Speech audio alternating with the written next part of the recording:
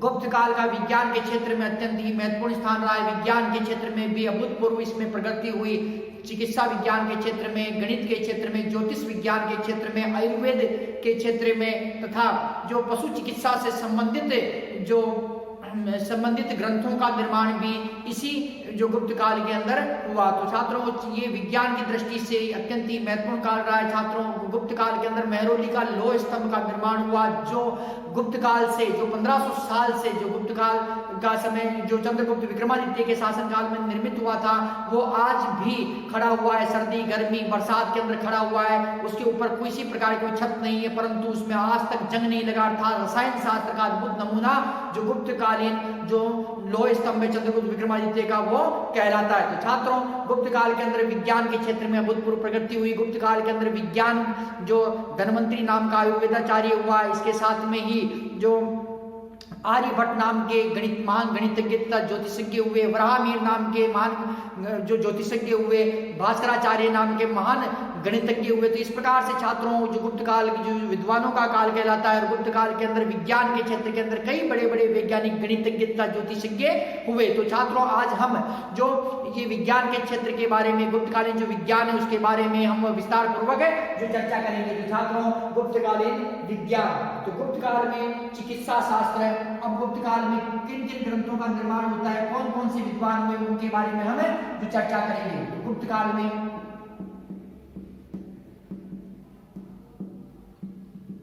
काल में चिकित्सा शास्त्र, रसायन शास्त्र, गणित, ज्योतिष,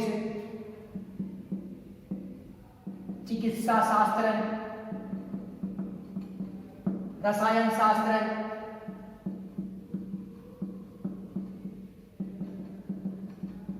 गणित, ज्योतिष,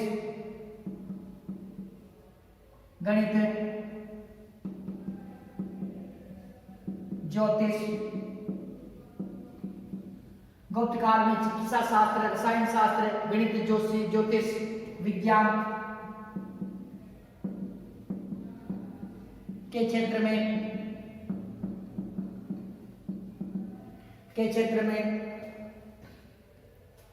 अत्यंत विकास हुआ।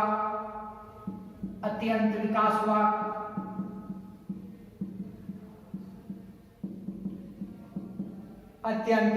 विकास हुआ। गुप्त काल में आर्यभट्ट,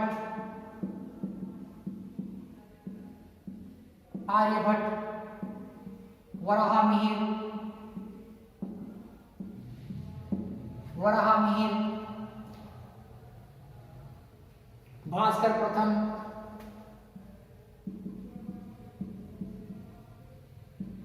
वाग्भट,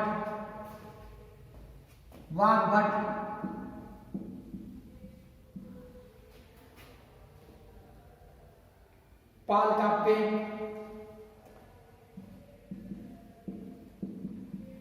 धन्वंतरी,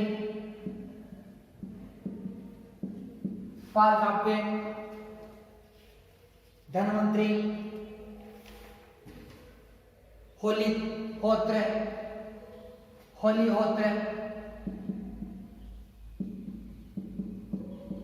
धन्वंतरी, होलीहोत्र, नागार्जुन, सुश्रुत,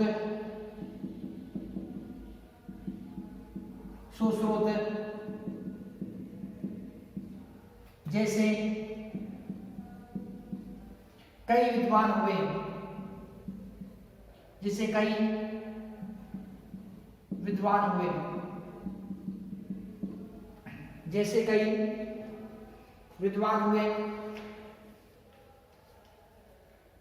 तो छात्रों, गुप्त काल में चिकित्सा के क्षेत्र में, विज्ञान, रसायन शास्त्र के क्षेत्र में, गणित के क्षेत्र में, ज्योतिष के क्षेत्र में, विज्ञान के क्षेत्र में अत्यंत ही प्रगति हुई। और जो गुप्त काल के अंदर कई बड़े बड़े वैज्ञानिक, गणितज्ञ, ज्योतिषज्ञ तथा आयुर्वेदाचार्य हुए, जैसे आर्यभट्ट, वराहमिहिर, भास्कर प्रथम, वाग्भट, पालकाप्य, धन्वंतरी, होलीहोत्र, नागार्जुन, सुश्रुत। तो इस प्रकार के जो विद्वान थे, ये विद्वान किस में हुए? ये विद्वान गुप्त काल के अंदर हुए। और इन विद्वानों द्वारा जो नए नए आविष्कार किए गए, नए नए प्रयोग किए गए, तथा इसी प्रकार जो इन विद्वान है छात्रों, तो इन विद्वानों के बारे में हम चर्चा करते हैं छात्रों कि जैसे आर्यभट्ट नाम के विद्वान, आर्यभट्ट प्रथम। छात्रों आर्यभट्ट के नाम से दो विद्वान हुए थे। तो छात्रों आर्यभट्ट प्रथम थे। आर्यभट्ट प्रथम किस काल में हुए? गुप्त काल के अंदर हुए, और गुप्त वंश के राजा चंद्रगुप्त विक्रमादित्य के शासन काल में ये हुए। तो छात्रों जो आर्यभट्ट प्रथम के बारे में हम चर्चा करते हैं छात्रों। तो आर्यभट्ट गुप्तकालीन महान ज्योतिषज्ञ व गणितज्ञ, गुप्तकालीन महान ज्योतिषज्ञ व गणितज्ञ थे। महान ज्योतिषज्ञ व गणितज्ञ, गुप्तकालीन महान ज्योतिषज्ञ व गणितज्ञ थे। कौन थे? आर्यभट्ट प्रथम। ग्रंथ, अब इन्होंने ग्रंथ कौन कौन से लिखे, ग्रंथों के बारे में देखते हैं। आर्यभट्ट के जो ग्रंथ थे उनके बारे में हम देखते हैं कि कौन कौन से इन्होंने ग्रंथ लिखे। इन्होंने था छात्रों, इनका जो ग्रंथ है वो है 10 गीतिका सूत्र। 10 गीतिका सूत्र किसने लिखा? आर्यभट्ट द्वारा लिखा गया। आर्यभट्टियम, ये अत्यंत मोस्ट इंपोर्टेंट ग्रंथ है इनका। आर्यभट्टियम किसने लिखा? आर्यभट्ट द्वारा ये लिखा गया।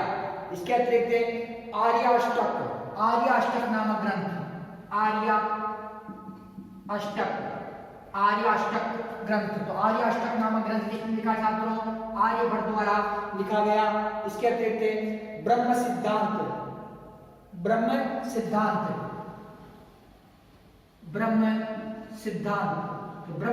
नामक ग्रंथ किसने लिखा छात्रों? ये आर्यभट्ट द्वारा। तो आर्यभट्ट ने क्या क्या लिखा?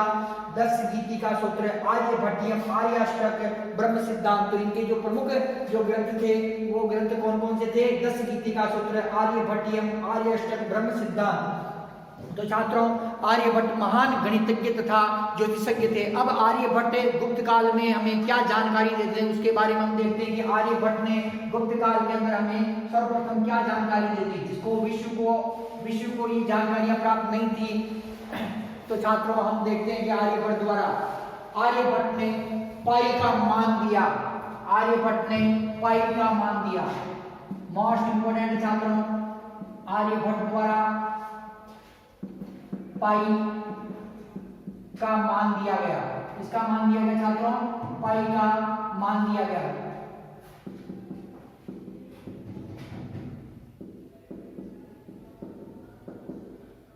छात्रों आर्यभट्ट था, तो आर्यभट्ट द्वारा जो पाई का जो मान दिया गया,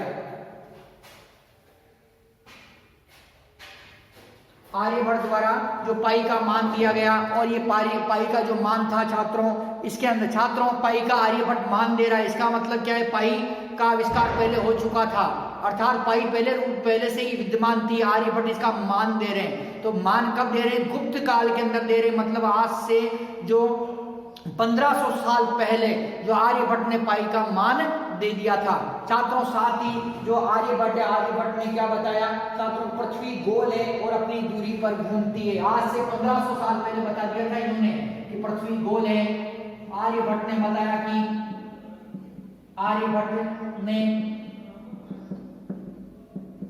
कि पृथ्वी गोल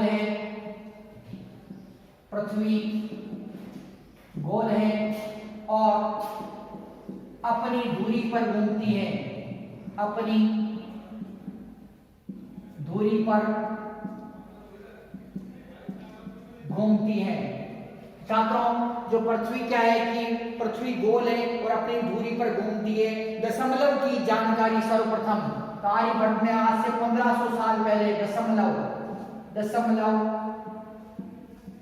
की जानकारी सर्वप्रथम किसने दी? आर्यभट्ट नाम के विद्वान द्वारा सर्वप्रथम दशमलव की जानकारी दी गई। शून्य की खोज आर्यभट्ट ने क्या किया छात्रों? शून्य की खोज किसने की छात्रों? आर्यभट्ट द्वारा कब की गई? आज से 1500 साल पहले। अंकगणित बीज गणित, रेखा गणित, ज्यामिति, त्रिकोणमिति का आविष्कार, अंक गणित, बीज गणित, रेखा गणित, ज्यामिति का आविष्कार,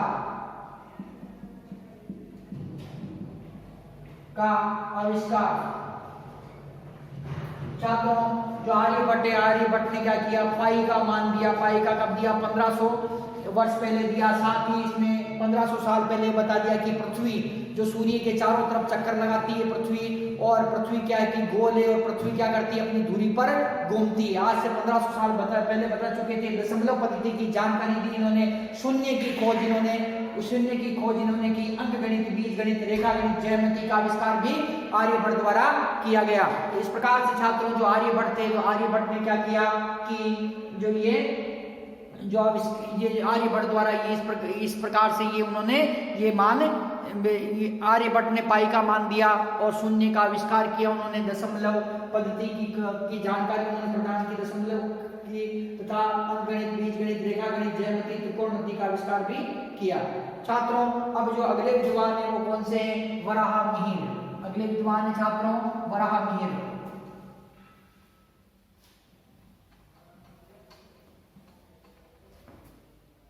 वराहमिहिर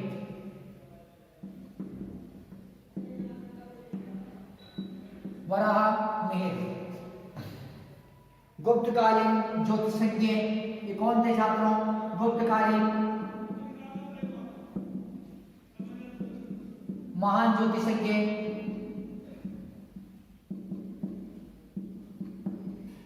गुप्तकालीन महान ज्योतिषज्ञ। ग्रंथ जो वराहमिहिर के ग्रंथ थे, ग्रंथ पंचसिद्धांतिका,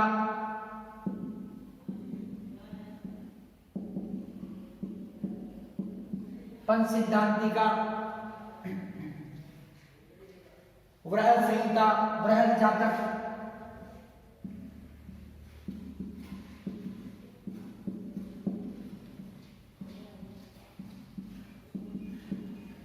वृहद संहिता, वृहद जातक, वृहद संहिता, वृहद जातक, लघु जातक,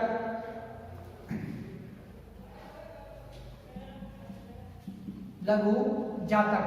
तो छात्रों जो वराहमिहिर नाम के विद्वान थे, गुप्तकालीन विद्वान थे, और चंद्रगुप्त विक्रमादित्य के ये 9 रत्नों में से एक थे। इन्होंने जो ग्रंथों की रचना की वो ग्रंथ कौन कौन से थे? तो पंचसिद्धांतिका, वृहद संहिता, वृहद जातक तथा लघु जातक नामक इन्होंने ग्रंथों की जो रचना की। छात्रों इसके अतिरिक्त भास्कर प्रथम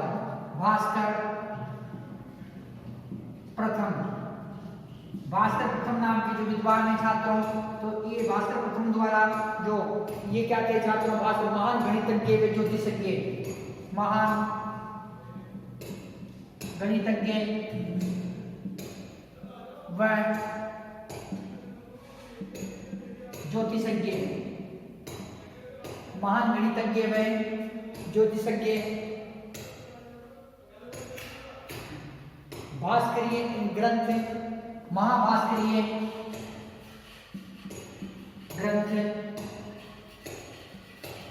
महाभास्करीय, इनके जो ग्रंथ है छात्रों कौन सा है?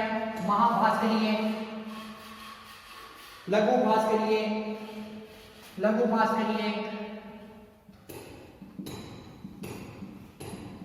इन्होंने कौन सा ग्रंथ लिखा छात्रों?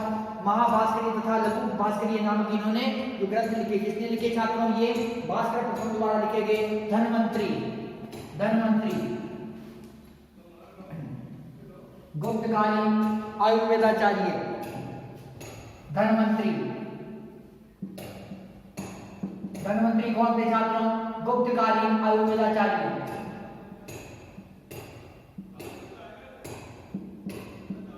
गुप्तकालीन आयुर्वेदाचार्य।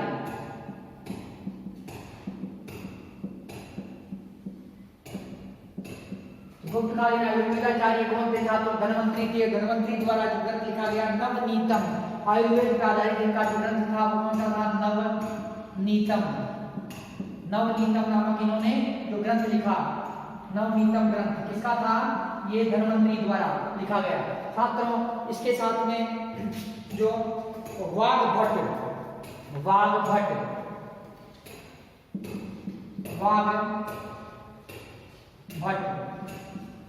ये भी कौन थे? आयुर्वेदाचार्य। तो वाग्भट द्वारा कौन सा ग्रंथ लिखा गया? अष्टांग हृदय। अष्टांग हृदय नामक ग्रंथ किसने लिखा? वाग्भट द्वारा लिखा गया। गुप्तकालीन विद्वान थे पालकाप्पे।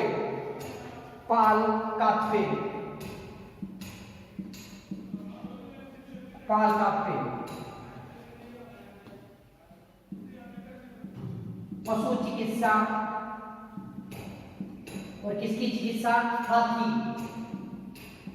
हाथी के उपचार पर। पशु चिकित्सा से संबंधित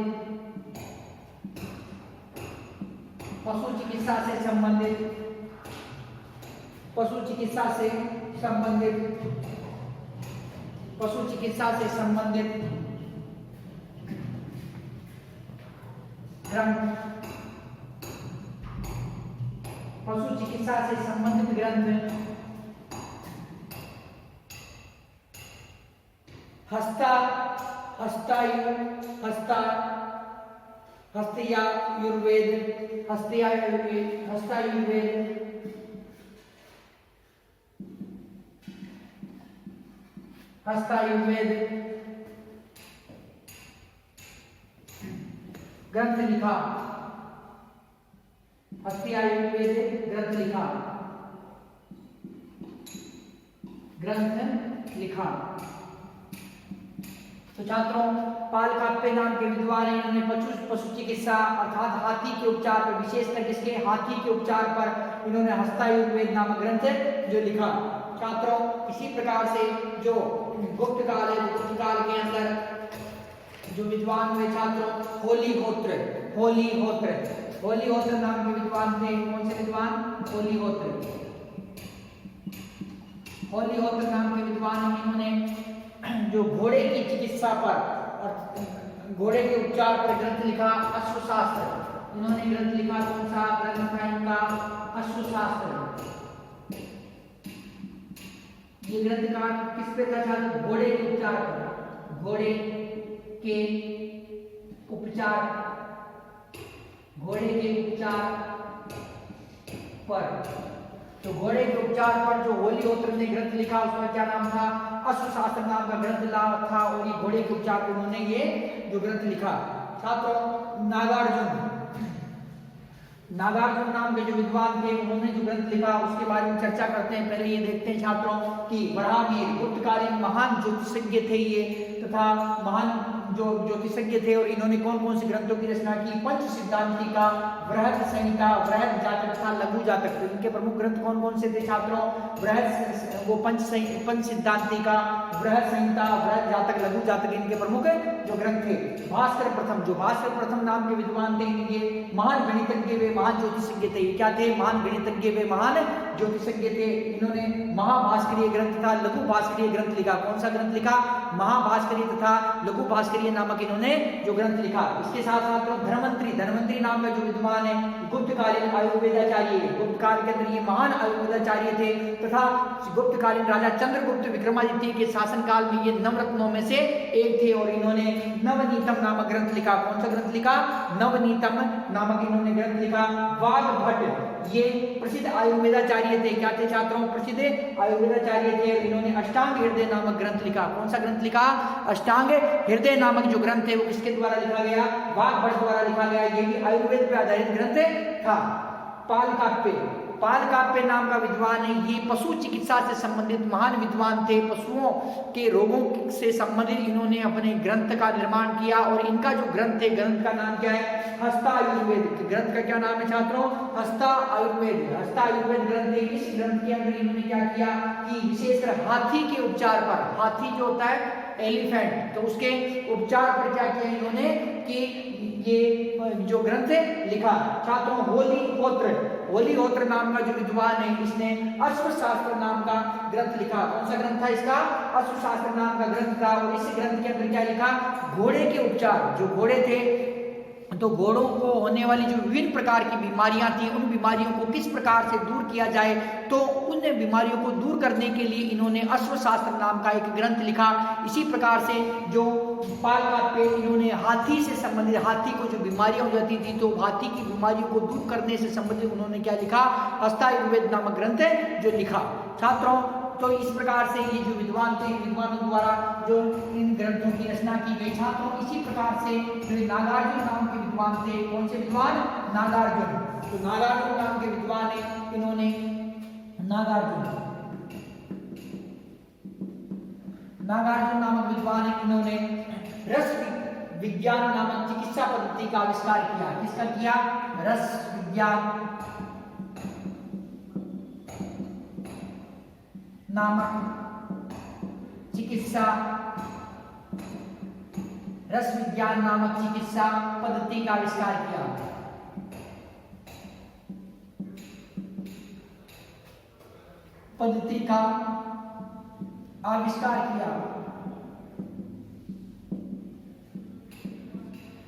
रस विज्ञान नामक चिकित्सा पद्धति का आविष्कार किया। सोना चांदी खनिजों का रासायनिक प्रयोग बताया। सोना प्लस चांदी, सोना चांदी जैसे खनिजों का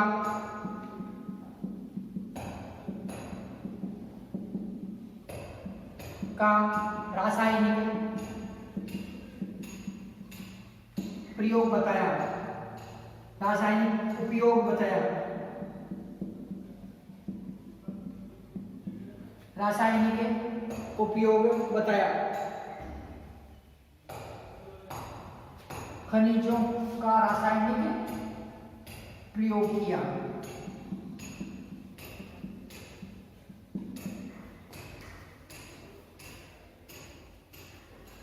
सुश्रुत नाम के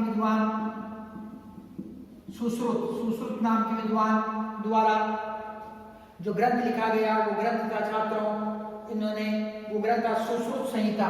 ग्रंथ इनका कौन सा था? ग्रंथ सुश्रुत संहिता। सुश्रुत संहिता नाम का जो ग्रंथ था। और शल्य चिकित्सा का जनक सुश्रुत को माना जाता है। शल्य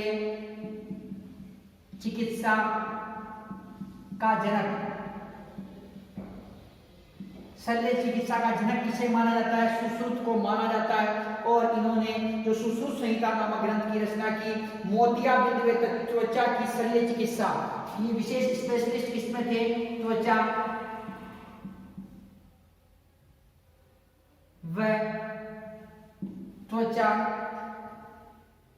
व मोतियाबिंद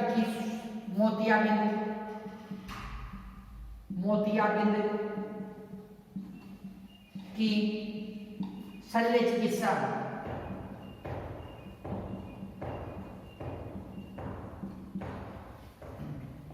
तो छात्रों, जो गुप्तकालीन विद्वान है नागार्जुन क्या थे? रस विज्ञान नामक चिकित्सा पद्धति का आविष्कार किया। नागार्जुन ने कौन सी चिकित्सा पद्धति का आविष्कार किया?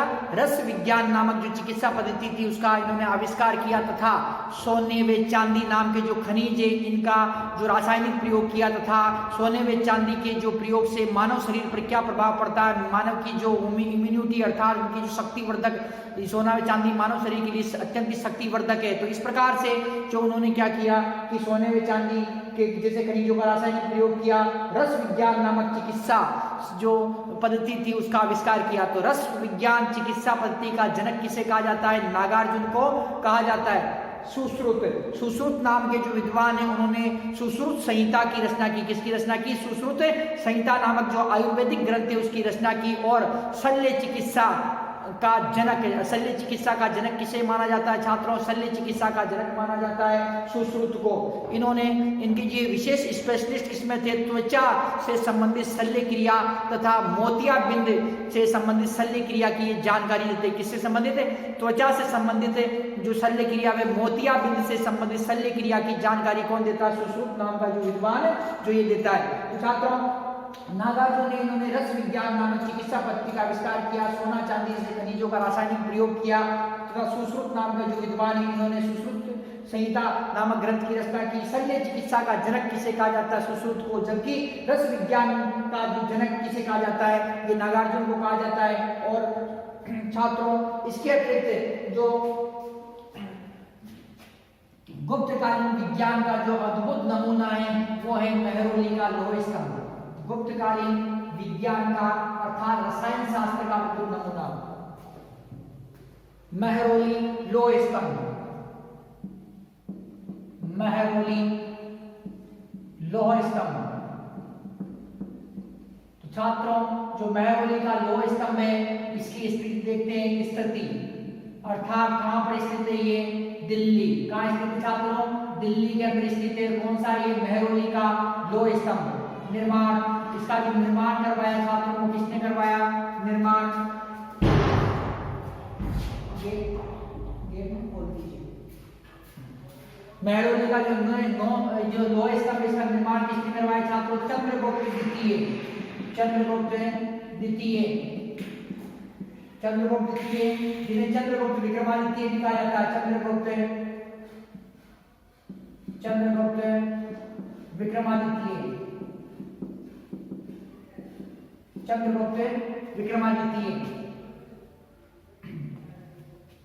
निर्माण में लगी धातु, निर्माण में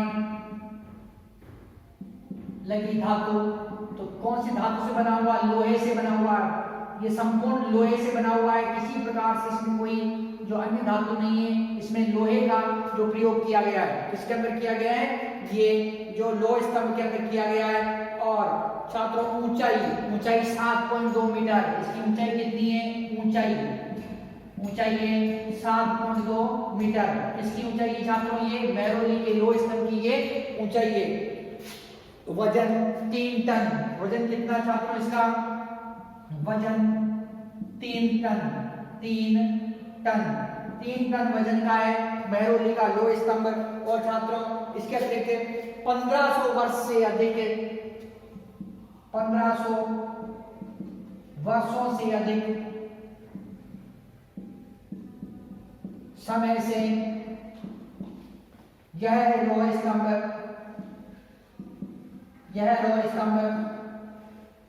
1500 वर्षों से अधिक समय से यह लौह स्तंभ सर्दी, गर्मी, हवा, वर्षा,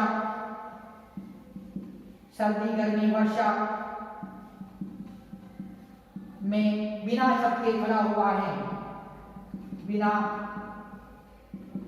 छत के खड़ा है, परंतु आज तक इसमें जंग नहीं लगी। परंतु आज तक